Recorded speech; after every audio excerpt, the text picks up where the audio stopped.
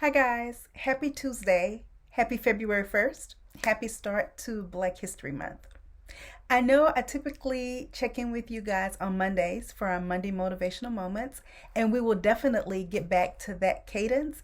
It has been a very hectic start to 2022 for me. But Happy New Year, because I know we haven't even checked in since the new year got started. So, Happy New Year to each and every one of you. Today I just wanted to talk a little bit about something that's been heavy on my heart over the last few days. So I'll back up a moment. A couple of weeks ago, I was talking to my husband and I jokingly mentioned to him, I was like, yeah, February is coming and it's my birthday month. I said, so I will be 53. I said, so my theme for this year is 53 and me. And I said, not in a selfish way, right? Nothing selfish. I said, but I'm just going to spend more time focusing on me, what I need, to be better physically, to be better spiritually, to be better emotionally.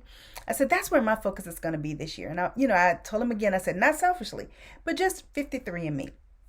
So we talked about it, laughed about it, and then kind of left it and let it be.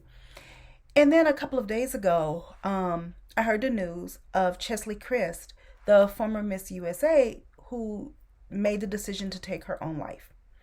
So that has been weighing heavy on my heart over the last couple of days. And not because I want to sit here today and speculate on what may or may not have led to that decision, right? And all of the circumstances that surround that. My heart goes out to her family. I pray for her. I pray for her family as they journey through this process now. But the thing that's been weighing heavy on my heart is when I jokingly told my husband, hey, it's going to be 53 and me and all about me. I realized that, yes, I need to take care of me. I need to check in on me. But I also need to be the friend, right? Be the person who checks in on those around me. Because we as Black women, and I say Black women because that will be the focus of my conversations over the next couple of weeks, right? One, because it's Black History Month. Two, because mental health is a topic that is just now beginning to get to the forefront and being openly discussed in the Black community. And three, because I'm a Black woman and it's what I choose to talk about this month, right? So, and that is not to say that there are women of other nationalities, women of other race that are not battling with mental health, that are not battling with the need to pause and check in on themselves and check in on others. It's just that what God has placed on my heart for this moment is that I need to use whatever platform I'm given to highlight the need to foster this conversation in the Black community among Black women. It's a topic that I can relate to because it is who I am. And some things that I may say may be uncomfortable for those of you who follow me who may not be a Black woman. And some things that I share may be uncomfortable for those of you who are a Black woman or a Black man that follow me in the things that I talk about. But I don't apologize for that. I don't apologize if what I say may make you uncomfortable. And I don't say that in a facetious way, right? I'm not going at this and saying I'm going to make everybody feel uncomfortable. But what I'm saying is sometimes it's good for us to feel uncomfortable because when we feel uncomfortable, it causes us to do a gut check. If we're really being real with ourselves, it causes us to do a gut check and ask ourselves, why do I feel this way? What's going on? And is there anything that I can do to change the situation that's making me feel uncomfortable?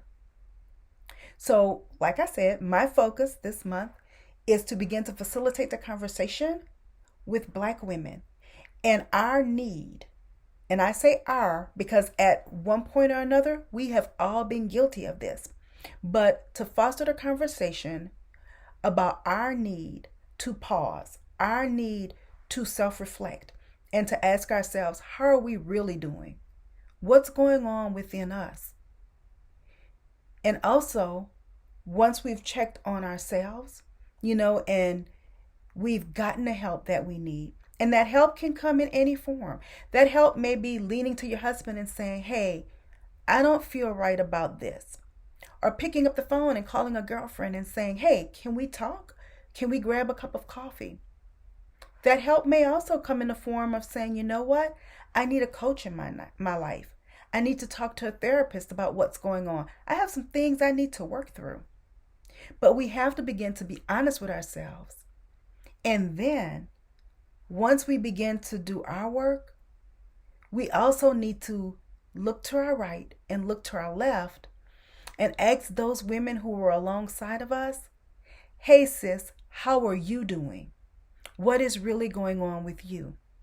And not accepting the pat, everything's okay, it's going good, same old, not accepting those answers. Enough of that, ladies. Enough of having the superficial friendships, right?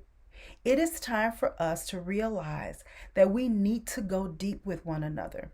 We need to let the guard down. We need to surround ourselves with at least one or two women that we can truly be open and honest with. So when we get in those moments, when things are not going so right, we know that there's someone in our corner that we can pick up the phone and call and have that open and honest conversation.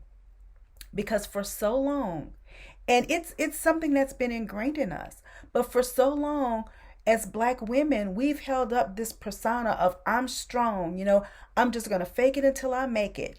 Put your makeup on, look good, get out there and get it done. Enough of that. We're wearing ourselves out. We're teaching our daughters bad habits, right? Because what we're teaching our daughters is don't feel, don't be. Just put that facade on and go out there and get it done. And we're hurting inside, but we're passing that on to the next generation. And it's time for that to stop. And I'm not placing blame, right? I know that we do the best that we can. And I know that it goes all the way back. It goes back to our ancestors because those women had to be strong. Those women never knew at any moment their husbands, their sons could have been snatched away from them. Their young daughters could have been snatched away. And yes, I'm going all the way back to slavery times, right? Times when we had no say. When as Black women, all we could do was be strong and hold it together when in the middle of the night, the man that was the head of our house at that time was taken away, right? But we don't have to do that today. We don't have to hold on to that ingrained fear that we have inside of us. Today we can pause. Today we can be honest with ourselves. If we need to sit, we can sit. If we need to cry, we can cry. If we need help, we can raise our hands and say, hey, I need help. I need some assistance. So over the next couple of weeks, I would like to share with you guys tips on getting help, practicals to implement, but most of all, I would like for us to begin to facilitate the conversation on how we need to take care of ourselves and then look around and begin to help those sisters around us to take care of themselves as well. So this has been Dr. Crystal. I look forward to talking with you guys this month. I look forward to facilitating this conversation, and I wish you all the best of your week.